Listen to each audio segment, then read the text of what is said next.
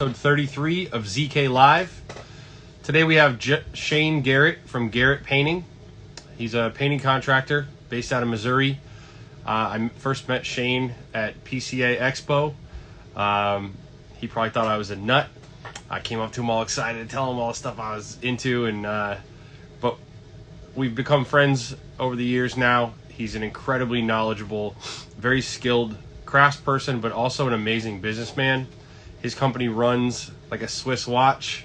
I aspired to have my operations run a little bit more like Shane. He's going to be on here in just a second.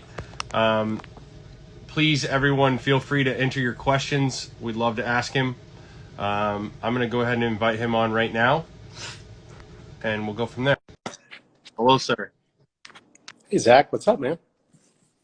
Not much. How are you? Doing well. Doing well. How are you? Doing all right. I got like a sinus thing where it feels like my ears need to pop and they won't, but I'll fight through it. Yeah, you'll suffer through. You're a tough guy. Yeah, pretend to be at least. Thanks for coming on. I appreciate it. Yes, sir. I know it's a big ask to have somebody come on and talk live in front of all 12 of these people right now. Well, I've done it a couple times. I'm not as polished as someone like Torlando Hakes or a Nick May, but I do what I can to help. We're not looking for polish. The sizzle's good, but we care more about the steak. Yeah, you're not going to get a lot of polished out of me. So, but you got substance, and that's why you're here. You're a humble guy. I know that. I'm famous for being humble. Yeah. I'm going to tell everybody how great you are and see if we can't get you to share some little nuggets of gold for everybody. Okay. Okay. So how about let's start at the beginning. How'd you get into painting? Well, I was, my late wife was a decorative painter, and I had been working for a remodeling company that did mostly painting, and I'd had about 6 months painting experience at the time, and had an opportunity to win the project for a very large home that she was working in through her employer. And being 24 years old, new baby, new marriage, and knowing absolutely nothing other than having 6 months of painting experience, I thought I was qualified enough to go in and paint a 27,000 square foot house. So the young and cocky person that I was, that's just what I did. We spent probably about a year and a half in that house. It's where I hired my first employees, and it's where I, kind of cut my teeth in the painting business. So I was real fortunate to have that opportunity. That's an unbelievable beginning. Yeah, it was a ballsy move, but we made it work. Yeah, I don't think that's a very common. I know a lot of people that would have been able to make that work. Yeah. I was definitely winging it. Like I said, I was 24, so I was just dumb as a rock, at that point, and had no idea what I didn't know. And you got the confidence of youth behind you. And with 6 months experience under my belt, I felt like I was a pretty good painter and could tackle this house. And it just happened to be a 27,000 square foot house. So it kept me busy for quite a while.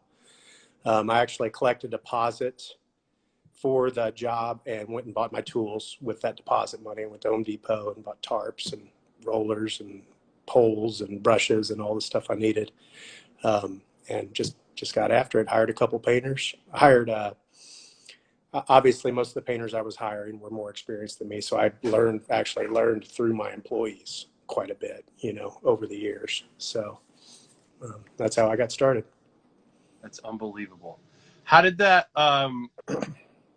Was it a hard sell to get them on board? No, my wife was collecting the bids, so she put a good word in for me, and I was just getting started. I had a very reasonable price. So it was pretty easy to get the job, actually, but it was a big job. It was a really big job. So a little bit intimidating, but not really. That saying about eating an elephant one bite at a time. Yeah. It was a big elephant to eat, but we got it done. That's amazing. Then, so what happened after that? Did Huh? you get into a bunch more, or there had to be tough times?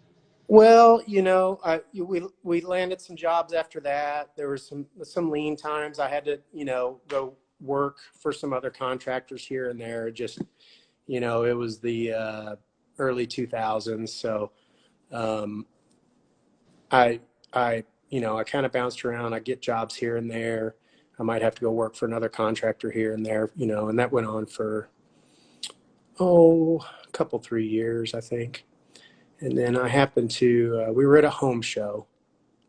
Um, we were living in a mobile home at that point, a 16 by 80 single wide mobile home.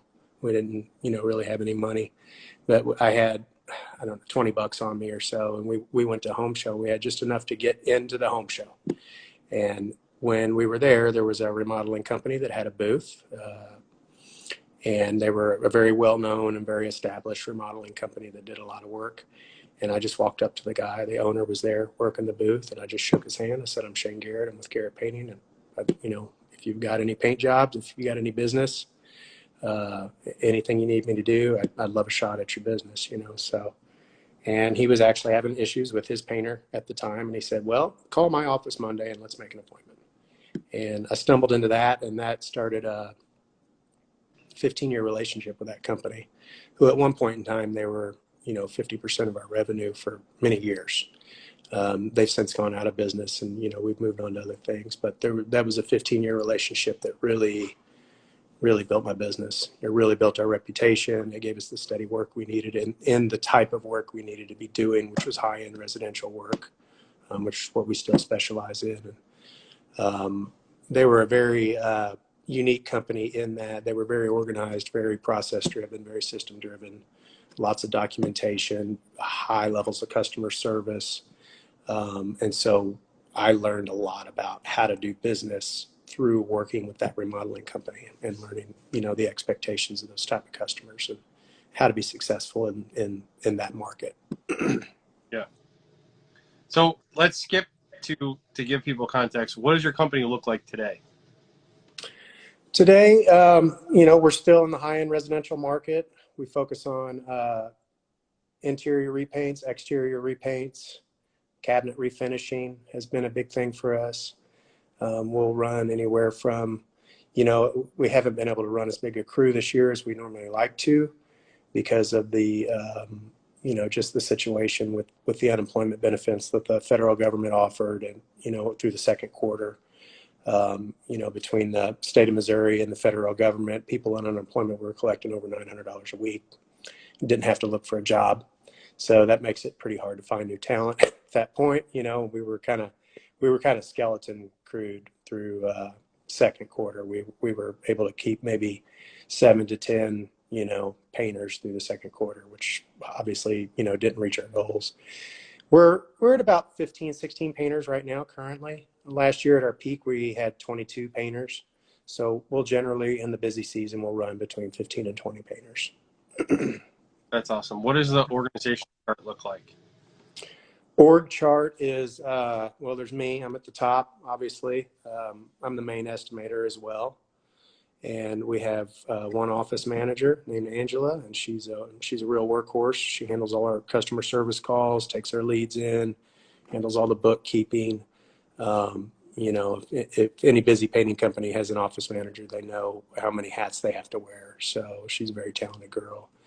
And then below me is my field supervisor, Corey, who is also an estimator as well. He's been with me 16 years. He basically, runs operations for me. And in the last year or so, he's been doing a lot of estimates and doing a real good job selling work. So below Corey, we have crew leaders. We've got Jay, who's also been with me 16 years. We've got Daniel, who's been with me about 13 years. We've got, those are Corey and Jay and Daniel are the guys I kind of built the company with. I've been in business for 20 years. Jay and Corey have been with me 16 of those, and Daniel's been with me, I think 13 or 14 of those years. So they were three key finds, very, very important people in my life and guys that stuck it out, showed up no matter what, worked the Saturdays and Sundays when it was, I mean, there was times, I mean, it was just the four of us, you know, back when we would work Saturdays and Sundays and, you know, doing what you had to do to feed the kids. So those guys are huge. They're a huge part of the company and been a huge part of why we've been successful. When you got some guys like that, even just three guys like that, you can build around them, you know. And beyond that, we've got Andy, Devin, both got about 5 years in with me. We've got John Patterson, who's probably got on and off 5 to 10 years with me.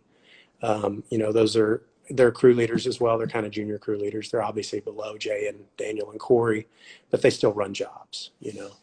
So, and then below that, we have lead painters, apprentices. So That's amazing. So one of my favorite things to talk about with you at last PCA was sort of the and I've thought and talked about it since, the progression the client has from the time that they ever first come in contact with you, and you have a pretty well thought out process from that point all the way till the job is complete, and then even remarketing to them later. Correct? correct. That's correct. So the three of our biggest values, probably the three key things that helped me create a successful business were some aha things. And there was at one point in time, probably about 10 years ago, that it occurred to me, you know, the first half of my career, we were so focused on being the best painters, the best quality, the best products, the straightest lines. And we just really took a lot of pride in being, you know, the best quality painters that you could get, that we could possibly be. And about 10 years into my business, what I realized after getting so many Google reviews and so much feedback from customers and Facebook reviews is I noticed they hardly ever mention how nice the paint job is. What we always hear from our clients is how nice our painters were, how clean the job was, how much they appreciated that we showed up every day and we didn't pull off in the middle of the job and leave their work half done. And I noticed that, you know, all the raves that we were getting and these really loyal clients that we were building were really blown away by our customer service efforts. And it really occurred to me that when you're Garrett painting, they expect quality. They just expect that. But what surprises them is our customer service efforts. And I realized that customer service, I don't want to say it's more important than quality, but it's just as important. And maybe it is more important. So customer service is key.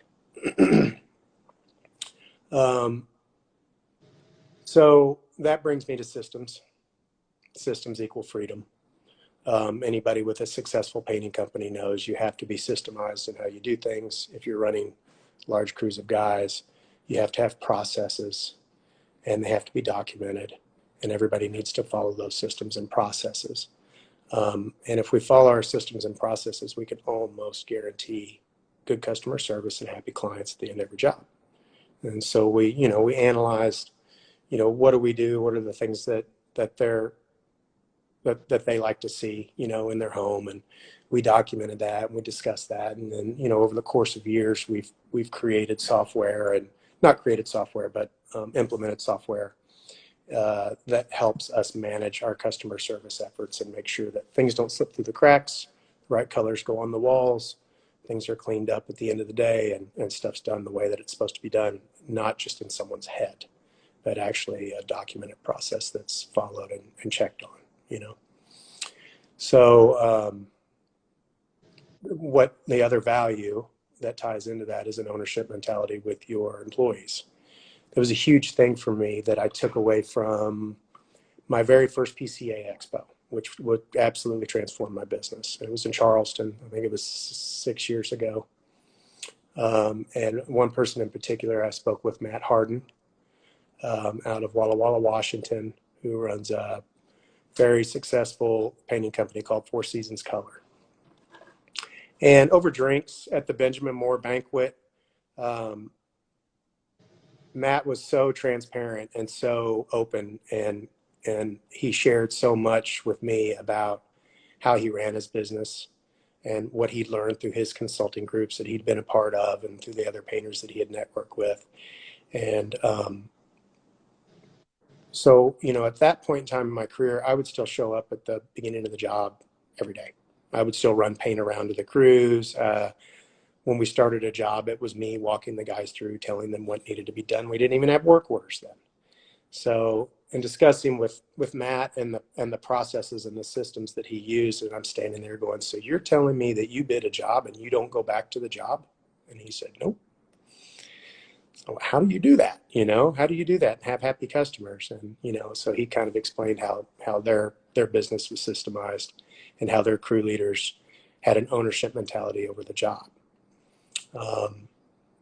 So I brought that back, and it took years. It took 4 or 5 years to kind of get things that worked for our company and systems that worked for our company and the way we like to do things implemented. It was a long process, but what I brought back was to instill into my guys, especially my crew leaders, an ownership mentality. Whereas prior to that, I would micromanage. I would micromanage every little detail of the job. And I found that when you give your crew leaders ownership over that project, and that's ownership to sometimes fail. You can do it wrong. To learn a lesson, sometimes I got to stand there. I literally have to stand there and say, that might be the right way to do it, but maybe you should do it this way, but it's totally up to you. It's your job and you're running it, and I'm not going to step on your toes. And when you have a good employee and you give them an ownership mentality, they care. They're taking pride that that's their job. They want to make sure it comes in profitable. They want to make sure the customers are happy. They want to keep their head held up amongst their peers. And they take responsibility for that work. But that takes you having to step back and actually let them have ownership. And that means sometimes you got to let them make the wrong move here and there. And sometimes they're making the right move and you don't know it. Sometimes I say, do you really think you should be doing it that way? Or should you be doing it this way instead? And then they'll explain why they're doing it that way. And then I'll have to go, well, that makes sense. I see why you're doing it that way. Right, go ahead. Sometimes that means they come to me with a problem and I have to ask them, instead of problem solving it for them, I have to ask them, what do you think we should do? And let them problem solve it themselves. And then a lot of times I'll say, that sounds good, do it. So ownership mentality is a big part of that, and systems, equal freedom and an unyielding commitment to customer service. Customer service always wins. So we use those 3 values to kind of build the systems that we have in place and the software that we have in place that make sure that nothing falls through the cracks, from the time the first phone call's made into our office until the time our office manager is calling them for a follow-up, into the job satisfaction survey. And there's a process for everything that happens in between, that for the most part, 90% of the time goes the exact same way for every single job, which creates consistency. Consistency is, a big key to having success, obviously. Could you go into that? Like, could you walk us through from they first call to the time that customer service Okay. thing happened? I know it's a lot, but I think I'll do the best I can. I'm not a part of all of that anymore. There's certain parts that are mine. And I did design the process, but I'll try to go through it methodically and make sure I don't leave anything out. Yeah. So phone call comes in, Angela takes the call and takes the lead. So she'll talk with the customer about, what they're wanting done. And she's trying to get a lot of details, or it's an interior job. Okay. You want walls and ceilings, and trim, what are concerns that you have about the job? What is your timeline you're looking to get it done in? And she'll take in as much information as she can about that. And she'll enter that into we're using Estimate Rocket as our CRM, and we're using Estimate Rocket as our estimating software. There's a lot of other choices out there, but we found that it's the one that works best for us. So she'll enter all that information into Estimate Rock, and then it goes on my dashboard. As the estimator, it goes on my dashboard. And obviously we get a lot of leads in, during the day. Oftentimes, sometimes we can get 6, 8, 10 leads in, sometimes none, it all depends. But so I'll open my dashboard up in the morning and I'll see all the leads. I'll have the clients' names, it'll have all their email and phone number, address, all that's already entered in for me. I don't have to enter any of that stuff in when I do an estimate. I'll open the leads up. I'll read the descriptions, see what they're wanting done, look at their timelines, make sure it's a job that we want to take on that, fits our skill set, make sure that it's a job that we can meet whatever timeline they're expecting. Certain jobs, Corey's better at estimating than I am. Floor jobs, for example, he knows floor coatings far better than I do. So if it's a floor coating job, it automatically gets put on Corey's dashboard, which he checks every day. So I'll kind of allot the leads out, depending on skill set and experience between the estimators. So then I'll call the client. I always have my calendar open when I call the client. I won't call a client from my truck driving down the road. I won't call the client at 6:30 in the morning when I'm trying to brush my teeth. I'm at my desk with my calendar open when I call my client. I'll talk about the job with them. We'll set up a time that works to meet with them. I don't do evening appointments. I don't do weekend appointments. My clientele is really respectful, but I have free time, and we can almost always find a time between 8 and 5 where we can meet. And so I'll enter that into my calendar, as I'm discussing it with them, and save it to make sure that nothing slips through the cracks.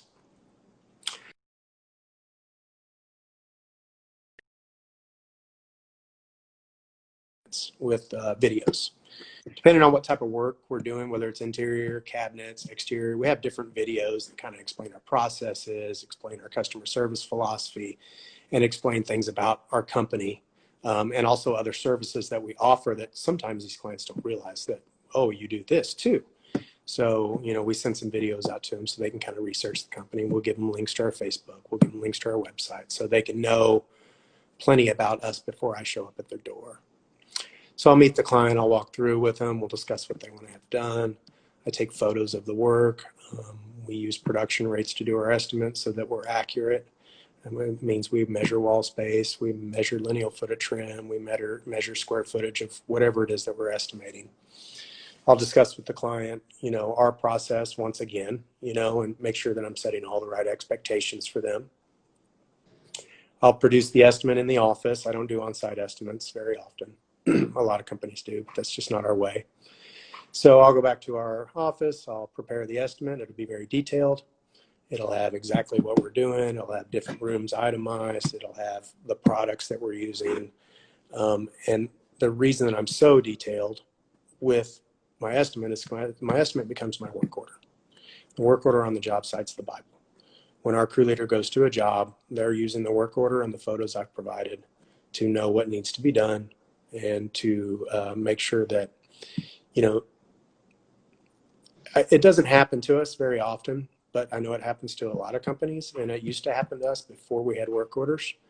Clients think you're painting this room, but you didn't really have that included in the pricing. Or, oh, I thought in this room we were doing the ceiling. No, we didn't talk about the ceiling. It's not in our work order, but if you don't have a good work order, if you don't have a good signed document that the client signed, that you guys have agreed upon, that your crew leaders are using, there can be a lot of miscommunications on the job. So I make sure my estimate's very detailed. As in, it doesn't just say paint bedroom, master bedroom. It says master bedroom, we're doing 1 coat on the trim, we're doing 2 coats on the walls, we're doing 1 coat on the ceiling. These are the products that we're using. So I'll produce the estimate. I add all the photos into Estimate Rocket with that estimate. So when I send that over to the client, they're seeing the estimate, they're seeing the photos. If they want to move forward, they can approve it and sign it right there online. And once that's done, I get an email that so-and-so's accepted this project. So immediately I'm sending out a deposit invoice. I'm kicking it onto Angela's dashboard to set up for production. What set up for production means, that's when she enters it into Basecamp. So that's our field software that we use, that all of our guys access, not just our crew leaders, but our apprentices, our painters. Everybody's encouraged to be on Basecamp, reading the work orders and seeing all the information about that job. So she'll forward that work order into Basecamp. And again, the client's info, their phone number, their address, the work order, the photos, everything has only been data entered one time. So all she has to do is just take that work order and just email it straight into Basecamp, and all the information's there. We're not double and triple entering information, which was very important to me when I was setting the systems up. I wanted to be able to create a detailed estimate that became the work order. I didn't want to have to produce a separate document because it's a waste of time, obviously. So she sets all that up in Basecamp, and once the job is set up, we also have budget hours for the job, but we also have budget hours for every single thing we're doing in the job. The wall should take this many hours, ceiling should take this many hours, trim should take this. So we're giving all of our guys a guideline on what we expect production-wise, so that we can be profitable. So once she set everything up in Basecamp, it gets put onto Corey's dashboard to schedule. Corey makes his scheduling calls on Thursdays. So on Thursdays, Corey will go through all the projects that we've sold that week, and he will call those clients and give them a tentative start date. And we'll put that on an electronic calendar that we use. So at that point, when the job comes about, we're communicating with the clients leading up to the job. Start dates aren't always firm. They usually aren't. So we have notifications that tell us, hey, this job's a week from starting. We need to call and touch base with the client. Maybe a job needs to be pushed back, pushed forward. Maybe it's starting right on time, whatever. We want communication. So we're touching base with our clients, letting them know, okay, the job's going to start. Jay's going to be doing your job. He'll be there Monday morning at 8 a.m. Jay shows up Monday morning at 8 a.m. He's got his work order. He's got his photos, which he studied on before the job starts. So, Friday, at the end of the day, he's looking at, what am I doing Monday? Okay, here's the job. Here's everything that I'm doing. I can see photos. Okay, I need an extension ladder to get up there. I'm going to need these tools. I'm going to need this equipment. And they're expected to know that,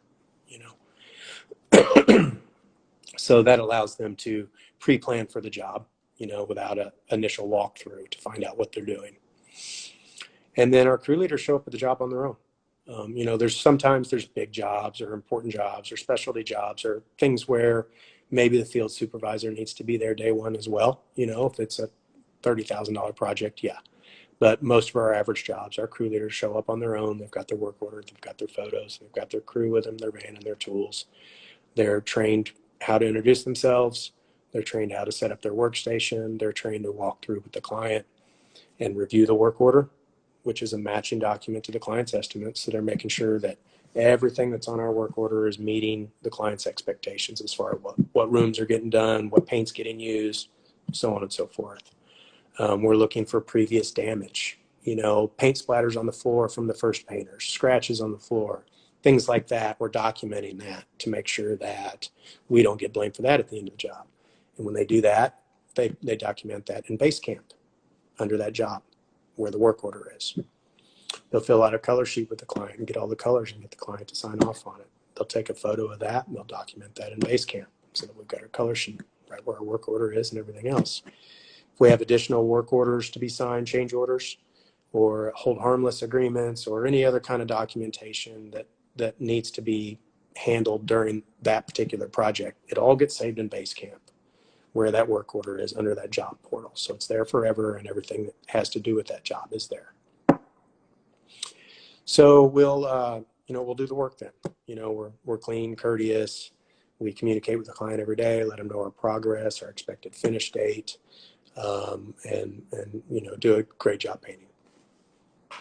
When the paint job's done, we do our walkthrough with our client. Our crew leader does that and make sure they go through all the rooms, make sure we didn't miss anything. If there's any touch-ups, we take care of it. If there's any issues, we take care of it right then and there on the spot. And we get our client to sign off on the work order, saying that they're satisfied and the project's finished. It saves a lot of trips back for touch-ups. And at that point, our crew leader will take a picture of that. They'll put it in Basecamp. I get an email. Work orders completed. They've gone into Basecamp, and we also have checklists in Basecamp, electronic checklists. So they'll check final walkthrough is done, work order is signed, client is happy. So I know then at that point in time, I've still never showed up at the job. since the estimate. But I know that the client's happy. They signed off on the work order. They've done a final walkthrough with our crew leader, and they're satisfied. Otherwise, they wouldn't have signed off. So at that point, I create the final invoice. I email it to the client through Estimate Rocket. Then I assign that project back over to Angela for the following day to call the client and do a customer satisfaction survey, which is a document we have that checks on cleanliness, punctuality, quality of work, customer service efforts, and all the things that we care about as far as our that project, the things that we care about our customer being happy with. So she'll do that, and she'll document that as well, and that's pretty much the end of it. That's so that everybody's got a dashboard, everybody's got a role that they play from office manager. Hang on just a second. Hey, darling, I'm doing a podcast. I'm doing a podcast right now. My daughter just got home from her first day of school. Oh, wow. First day of senior year. That's exciting. So, yeah. Did you go in person? Huh? Did you go in person then? Yeah. Yeah, we went in person. Masks are optional at North Callaway. Yeah. Yeah, we're in the middle of nowhere. So Missouri's kind of like the Wild West. We do what we want here. So yeah, so she does that follow up, and so that's just another, more peace of mind for me that the client's happy. We've made sure, sometimes it's 2 or 3 days before she does the follow up. We made sure there's, they didn't find anything that we missed or any spots that we should have took care of or anything like that. And we want to be the ones reaching out to them to find out if there's something wrong or if there's something we missed. We don't want to have to get a phone call from our clients. So that's why I really like to do that. And then she'll reassign that to herself to follow up on payment. If we don't have a check within 2 or 3 weeks, she's got it on her dashboard. Well, we haven't been paid for that yet. So she gives them a call and make sure everything's okay, make sure a check wasn't lost in the mail or whatever. So that's pretty much start to finish, what we do on a job and how we make sure things don't fall through the cracks, Tremendous. And it inspires me, and you're passing it along. You are the guy, you were the guy I met at PCA that over drinks blew my mind and changed my like what this whole thing could look like. Well, I'll say Zach Kenney changed the Instagram game for me. So I was a total newbie at Instagram, didn't know anything about hashtags or what to do or how to get followers or any of that stuff. I was just playing around at that point. So I learned a ton about Instagram from you. That's really helped me. So it was a give and take there. Yeah. Now you get work. Do people find you through Instagram yet? Or? We do. We have a lot of people that follow us solely on Instagram. And I hear people say it all the time. Oh, I saw it on Instagram. And we do get leads. Of course, we document where all of our leads come from. That's one of the first things. Angela's got a list of questions that she asks. Again, it's a system. It's a process that's documented. So she'll go through, and that's one of the questions she asks them is, where did you hear about us? So whether it's a vans, yard signs, Instagram, Facebook, word of mouth, previous client, whatever. She documents all that. 80 to 85% of our work comes from word of mouth or previous clients. So,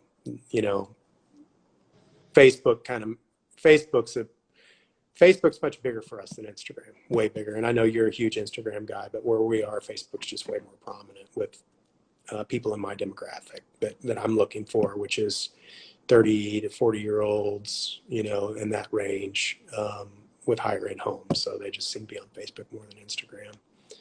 So that's a big thing for us. But even with all of our marketing efforts, with 20 years in the business, I'm still getting 80 to 85% of my leads from either previous clients or word of mouth. So that's the name of the game: quality and customer service, word of mouth, Google reviews. Yeah, you just keep building on what you already have rather than trying to farm new land all the time. Yep. We do a little bit of marketing, but I don't spend much money on marketing. T-shirts and van signs and stuff like that. And when things slow down in the winter and we really need to drum up some work, I'll boost some Facebook ads and stuff, but we don't spend a ton on marketing. What does it look like if the client wants to add work Somebody had asked that question earlier. Well, we've got two different ways we can do that. Depending on who the crew leader is and how experienced they are, they are allowed to write a work order. We call them AWOs in our company, additional work order. A lot of people call them a change order. But our crew leaders, they have the power to do that. And they can, if they want to add a door or a room or whatever, they can write up a work order, they can price it, they can get the client to sign it. Our guys still have a physical job folder along with Basecamp. So they'll have additional work order forms in their physical work order we put together for every job. So they can fill that out manually with a pen, price it, and then get the client to sign off on it. And then they take a picture of it and they put it in Basecamp. I'll get an email. There's been an AWO, and so I'll enter that into the final invoice. I do it right on the spot as soon as they come in so they don't get forgotten.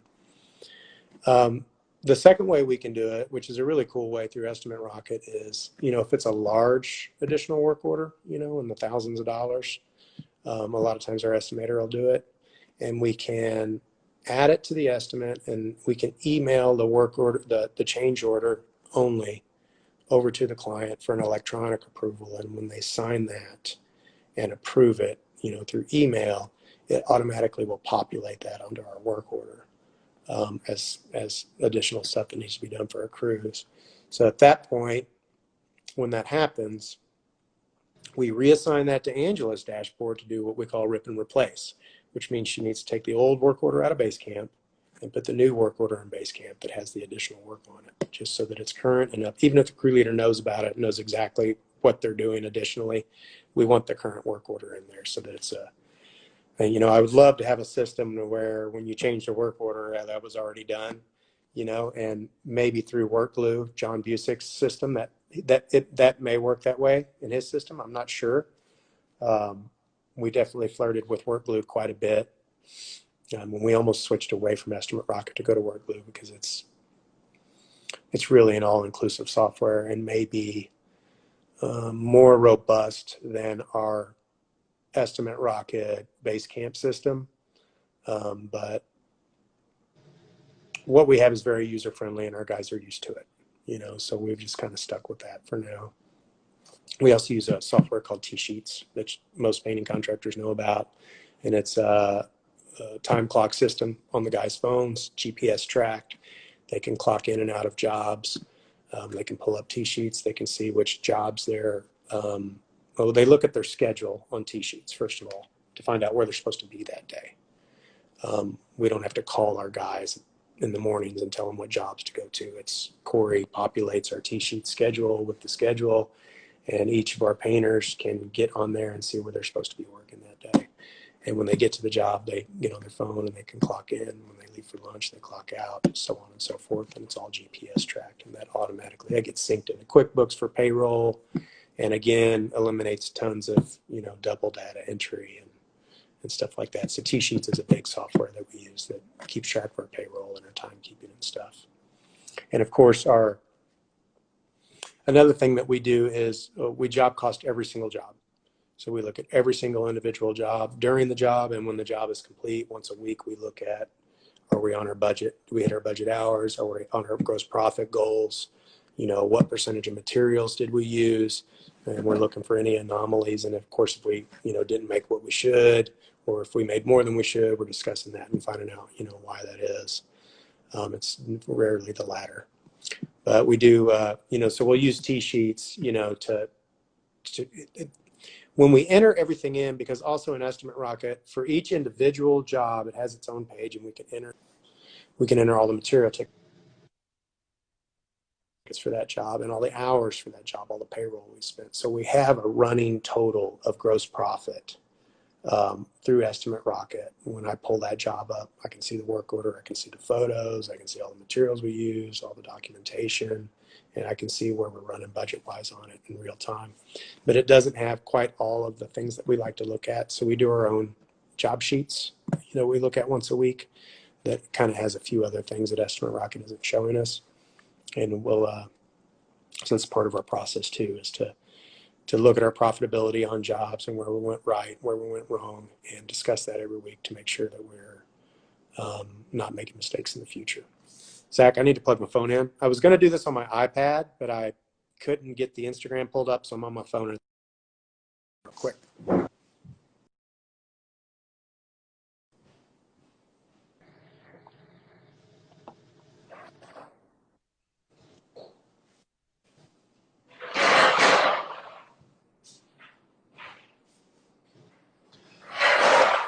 If you guys, the best way to do it is to tap the little question button at the bottom.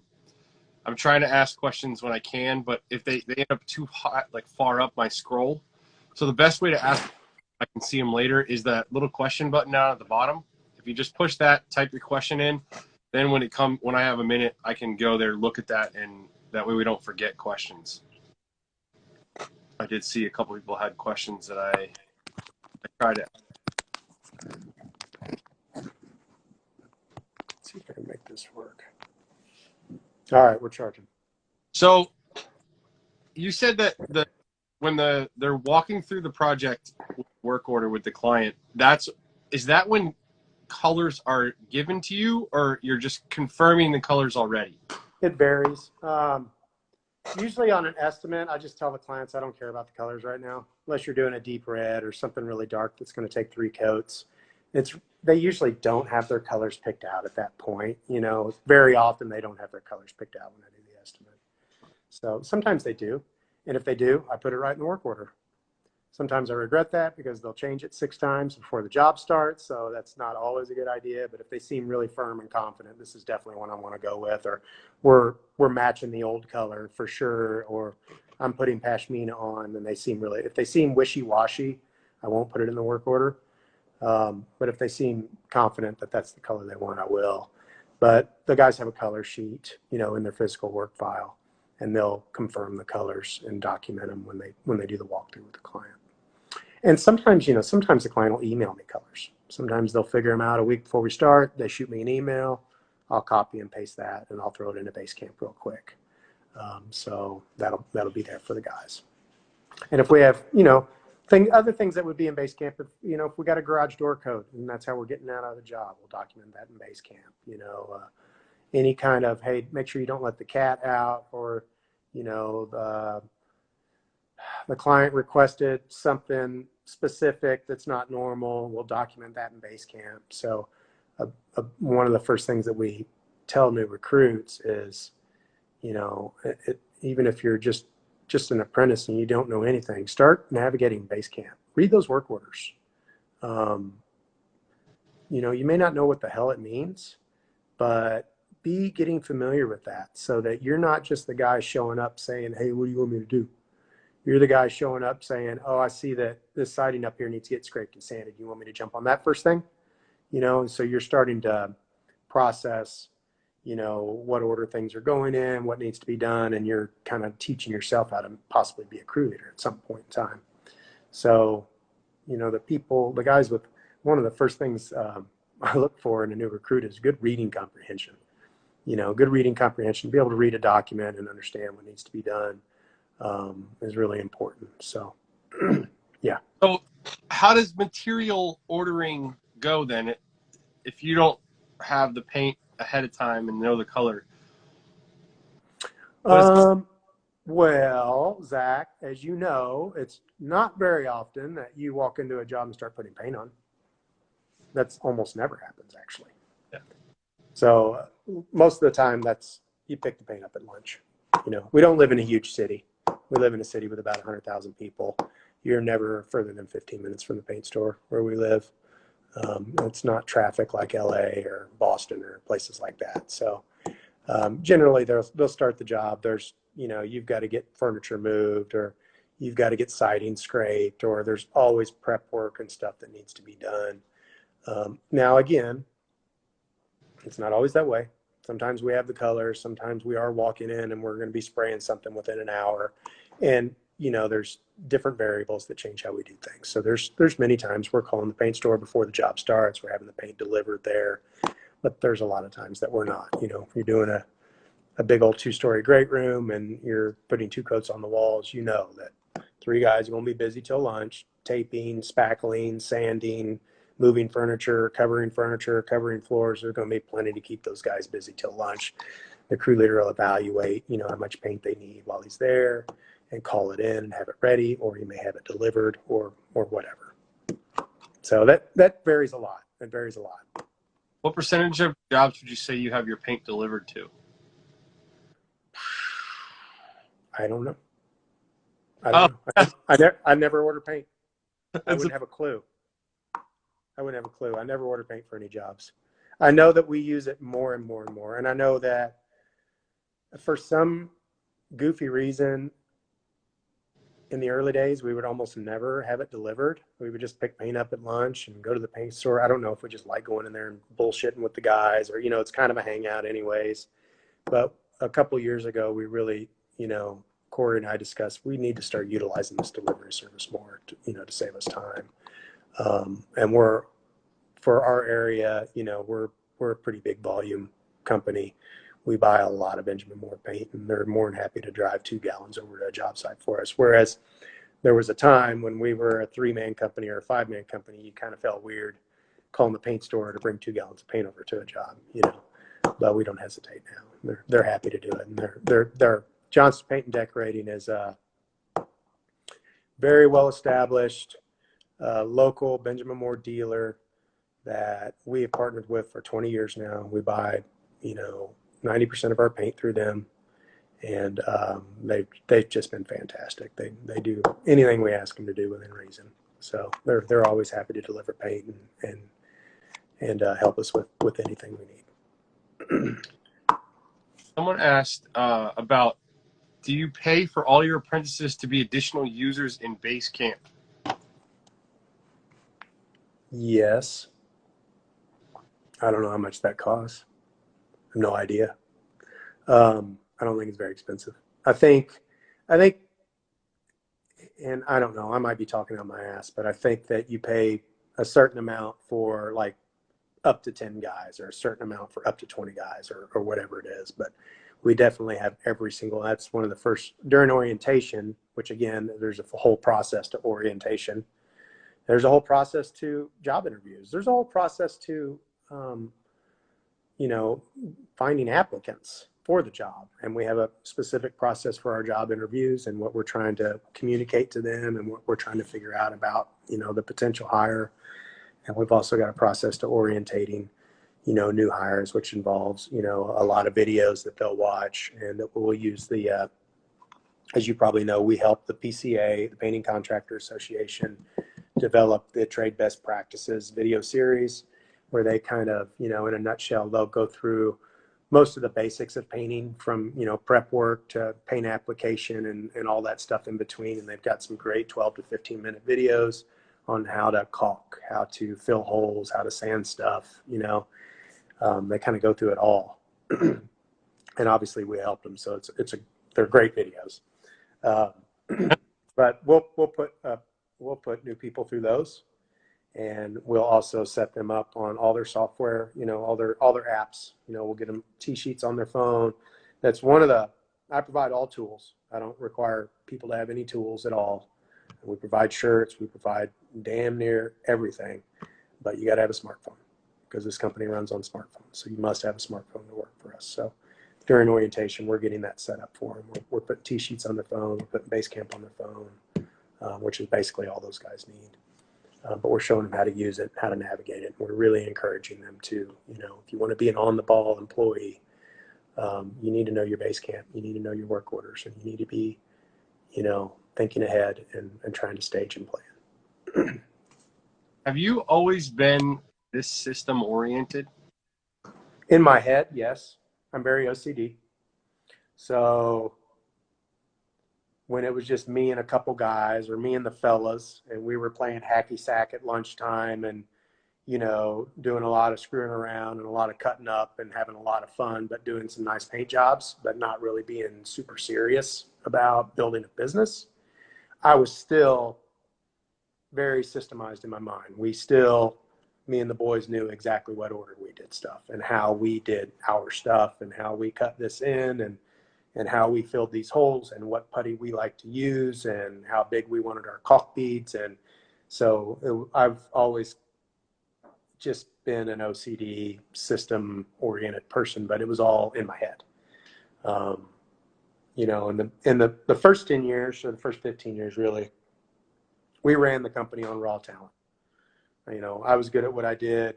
My top guys were great at what we did. We gutted it out. We got the job done.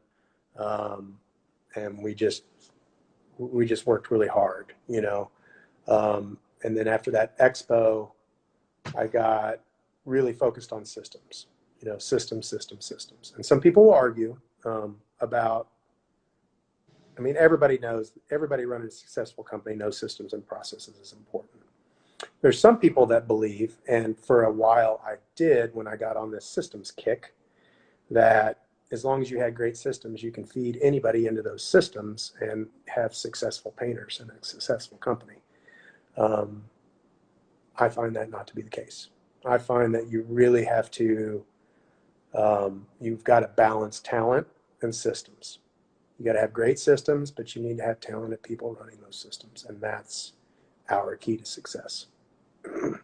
I love it. So, unfortunately, you didn't give me great hope for myself because, well, maybe you did. Maybe I have lots of, I am fairly OCD but my company has been in my head. And Yeah. like you said, I've been running my company off of pure talent and hard work. Yep. And, you know, we're moving toward, I just hired an assistant, office manager type person. Carney's she's watching and has asked some questions, and she's very system oriented and very detail driven. And so I'm ready to stop just living on pure talent because a lot of stuff slips through the cracks. Yeah. The number of times in the last year the wrong color of paint has been applied to something is happened more times than I'm comfortable talking. It's very frustrating. It's dollars out the door. It's very, very frustrating. And, you know, it makes you look foolish. You look foolish to your client, and you've wasted money, you've wasted product, you've wasted time. It's thrown you off schedule. It's you know, thrown off your margins and your profits. And it doesn't happen very often, but I mean, it still happens sometimes. You know, people still make mistakes. We're still we're a service-oriented business, so where people are a big part of the mechanics, no matter how system-driven you are. And people make mistakes sometimes. It's just all there is to it. And that's super frustrating when you put the wrong color on in a room. Because you look, especially when your client catches it, because you look foolish. It puts a little nugget in the back of their mind that you made a mistake, and then they feel like they maybe kind of need to watch you a little bit. And it can, not with everybody, but with certain clients, it can change the nature of your relationship just a little bit throughout that project, you know. And of course, it's not hard to rebound from, you know, professionalism and make sure you're not making any other mistakes. And most clients are really cool about stuff, you know, as long as you're making things right, obviously, and it doesn't cost them any money. But it doesn't feel good. And sometimes a key mistake on a job can just put that little ounce of doubt in the back of your customer's mind, just a little smirk, just a little smidge there, and make them feel a little bit less comfortable leaving for the day and making sure that everybody's doing things the way they're supposed to. So definitely something you want to avoid. Yeah, we've been lucky. Most of them happened in the shop, so yeah, clients didn't have to find out. Yeah. But I have had to call and push back delivery dates on things, and waiting for paint to get there.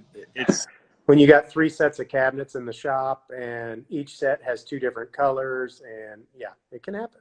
It can happen. Doors can get mislabeled, or the guys can just not be paying attention to which ones they're spraying. That definitely happens to us sometimes. It's better to happen in the shop though than on site. It is. I think when you're, like you said, when it was me and 2 people, it was very easy to keep everything in my head. Yeah. You know, yeah. Things through the cracks because I was in everything all the time. Yeah. It gets old though.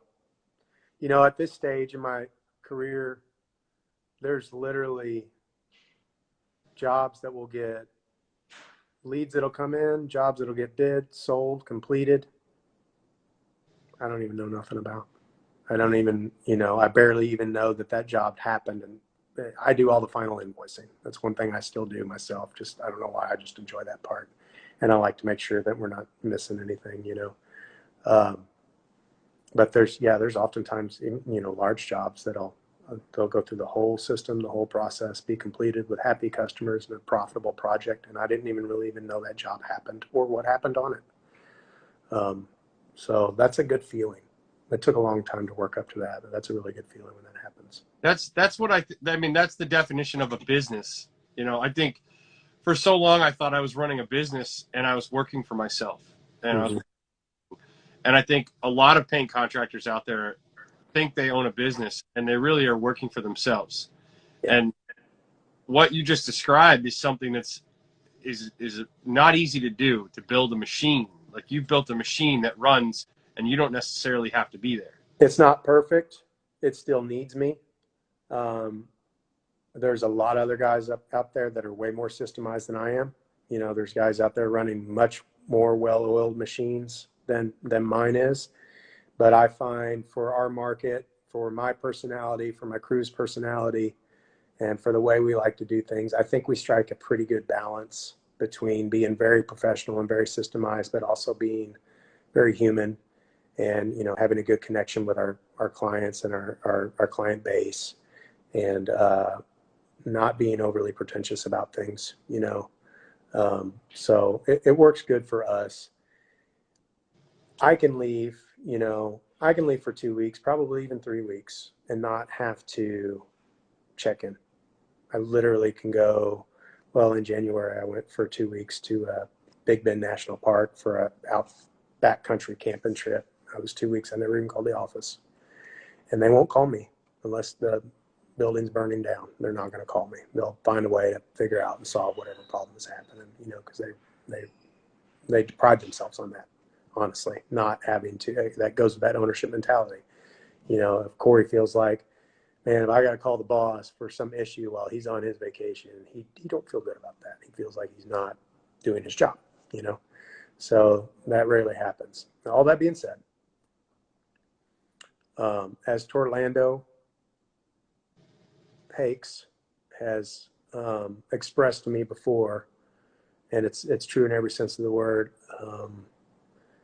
your business still needs a leader. You still got to be there. You still got to be present. You still have to be a part of things. Even if you're not an estimator anymore, you've still got, people still need somebody that they can talk to, they can look to, that can help them problem solve, to pat them on the back, you know, whatever it is, whatever your leadership style is, you've got to be present, and the business still needs a leader. And it can't run completely without me indefinitely, for sure. You know, it's not that kind of a business. And some guys do have businesses like that. There's painting contractors out there that can literally, you know, leave for 3 months and everything will be fine. My company's not there, but like I said, we found a pretty good balance, and I'm happy with where things are at right now. After the, you know, last 4 or 5 year push of really scaling up, trying to get bigger, trying to get more organized and process driven. And we were a little tired this year. You know, we kind of wanted to chill just a little bit and not push super hard for more revenue. If it came, you know, great. Not push super hard, you know, I didn't want to implement another software or change this or change that. And we're going to have to. Things need to evolve. You know, new technology comes around, you know, new problems happen that need to be solved.